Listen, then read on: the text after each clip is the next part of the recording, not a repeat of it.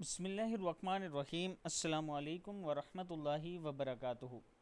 आबिद राज channel की तरफ से आज मैं अपने दोस्तों को बहुत ही प्यारी दुआ पढ़ना सिखाऊंगा। ला इलाहा इल्लल्लाहु और सुबहान अल्लाह की फ़जीलत भी बताऊंगा।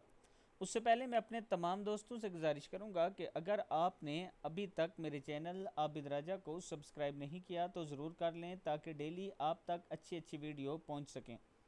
तो स्टार्ट करते हैं आज का लेसन। बिस्मिल्लाहिर्रहमानिर्रहीम।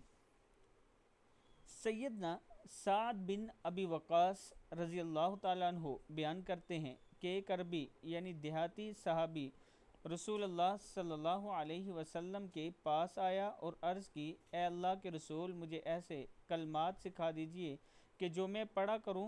आप सल्लल्लाहु अलैहि वसल्लम ने फरमाया, तो ये पढ़ा करो, ला इलाहा इल्लल्लाहु वहदहु ला शरीक लहु अल्लाहु अकबरु कबीरा वल्हम्दुलिल्लाहि कसीरा व सुब्हानल्लाहि रब्बिल आलमीन ला हौला वला कुव्वता इल्ला बिल्लाहिल अज़ीज़िल हकीम।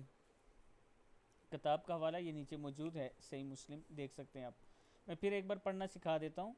ला इलाहा इल्लल्लाहु वहदहु ला शरीक लहु अल्लाहु अकबरु कबीरा वल्हम्दुलिल्लाहि कसीरा वसुब्हानल्लाहि रब्बिल आलमीन ला हौला वला कुव्वता इल्ला बिल्लाहिल अज़ीज़िल हकीम। अल्लाह के सिवा कोई माबूद बरहक नहीं, वह अकेला है, इसका कोई शरीक नहीं। अल्लाह बड़ा है, सबसे बड़ा। हर तरह की बहुत ज़्यादा हम्द व सना अल्लाह के लिए है जो कि सारे जहानों का रब है। अल्लाह हर ऐब से पाक है।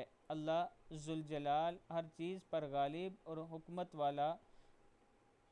रब के सिवा ताकत हासिल ना हो सकी और ना कुव्वत।